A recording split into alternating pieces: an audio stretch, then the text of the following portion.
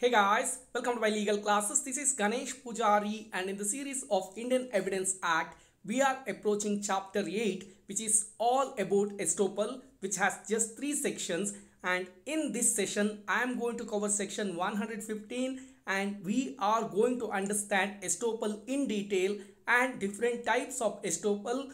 And as always, there will be a very clear and beautiful chart to understand section 115, and then we are concluding the session with 3 important case laws. I hope that gives sufficient content as far as this particular chapter is concerned. With that, I am taking you to the first slide.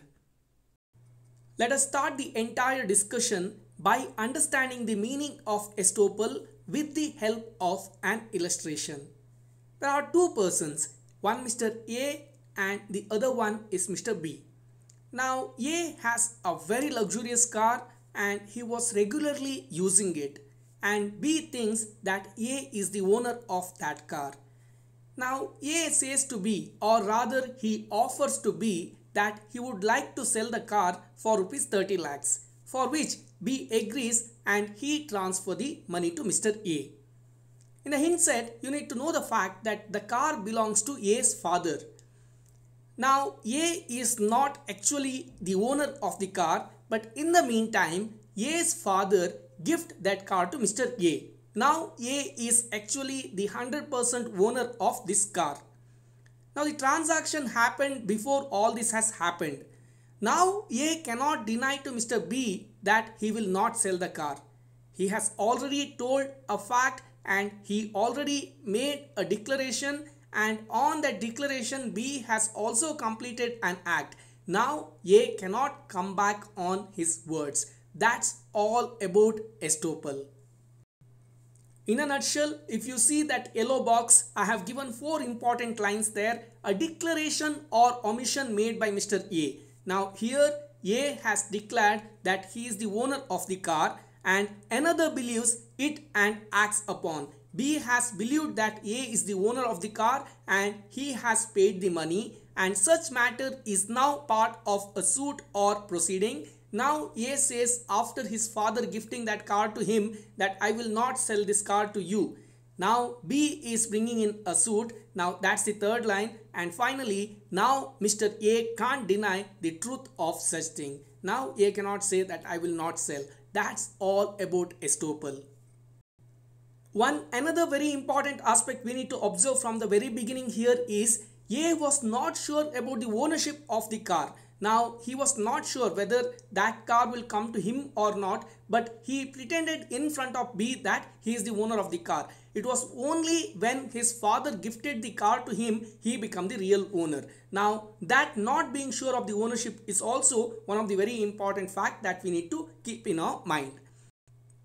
In a nutshell, all we need to remember here is one person cannot say one thing at one time and different at another time. That's what this principle is all about, or this principle precludes a person from asserting something contrary to what is implied by a previous action or statement of that person or by a previous pertinent judicial determination. That's about this principle, and to make it further simpler, we have section 115 of Indian Evidence Act in my next slide, where we have very beautiful and simple chart on section 115 by me, and there is a beautiful illustration given in the section itself. Let us go to that slide to understand everything in much easier way.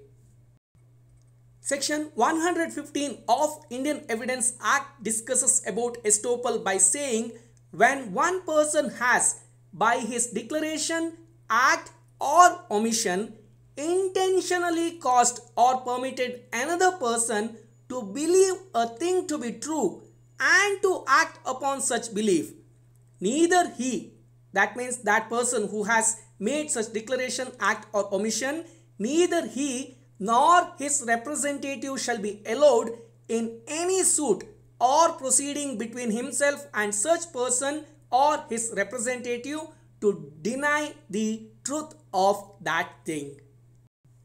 The section has quite easy English, but to make it further simpler, I have my chart below.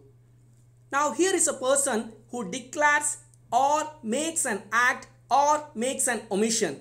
Now these are the three important keywords that you need to remember as far as section 115 is concerned.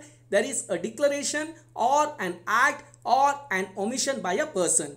Now that person who is declaring or acting or omitting, by doing such declaration or act or omission, he makes another person to believe a thing to be true. Now like for example, in our illustration, A said he is the owner of the car and he want to sell it for rupees 30 lakhs. He made Mr. B to believe that he is the owner of the car. Now that is what he declared. Now based on that, a person believes that whatever declaration or act or omission is to be true, and further that person does an act. Now what happened in our illustration? A declared that he is the owner of the car and B agreed to buy that car by believing that A's declaration is true. Now that is how we need to understand. So A declares that he is the owner of the car and he makes B to believe the same, and based on that belief B agrees to buy the car. Now that is the first half of the definition. Coming to the second part. Here what happened? The declaration, act or omission by the person is already completed and the second person has believed that and he has also acted upon it. Once after the act is completed, the person who has declared or acted or omitted or his representatives can't deny the truth of that thing in a suit or proceeding. That's all about section 115 of Indian Evidence Act. Coming to the illustration, there is no much difference between the illustration that we have discussed in my previous slide and here. There we discussed about car and here we are discussing about land. There are two persons here, one Mr. A and another person Mr. B. Now A says that he is owner of a particular land. Now he intentionally and falsely makes B to believe that. Now what A has done? He has declared that he is the owner of a particular land. Now B believes and he buys the land and he makes the payment for it also. But at later stage, A actually becomes the owner of that land. Now A cannot deny the sale. That is all about estoppel. I hope that makes it all easy and clear. With that, I am taking you to the last slide. The last slide is for three important case laws, but prior to that, I am also giving the list of important types of estoppels. For now, I am not getting into explanation. If time permits, I will make an independent video on types of estoppel. But remember, these are the few important types of estoppels like estoppel by record or estoppel by deed, estoppel by admission, estoppel by conduct or constructive estoppel, estoppel not on point of law, no estoppel against minor, estoppel by negligence, equitable estoppel, estoppel against statutes, promissory estoppel, and no estoppel in criminal cases. These are the few important aspects you need to remember, and I will try to cover an independent session on the same.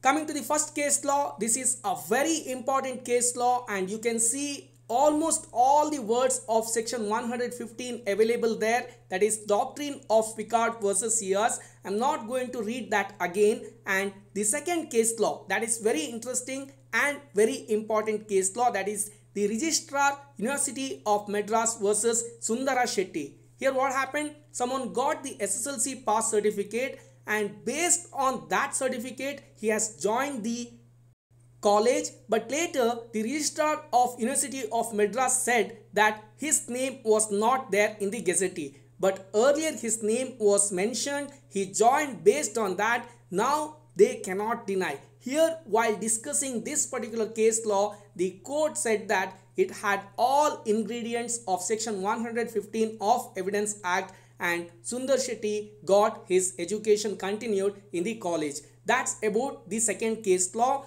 And the third case law is an example for no estoppel against minor. That is Nawab Sadiq Ali Khan versus Jai Kishori. Here what happened? Two minor brothers mortgaged their property by representing themselves as majors. Now, actually, what is this? If you refer Contract Act, we have very clearly understood that the contract made by minors are void ab initio or void from the beginning itself.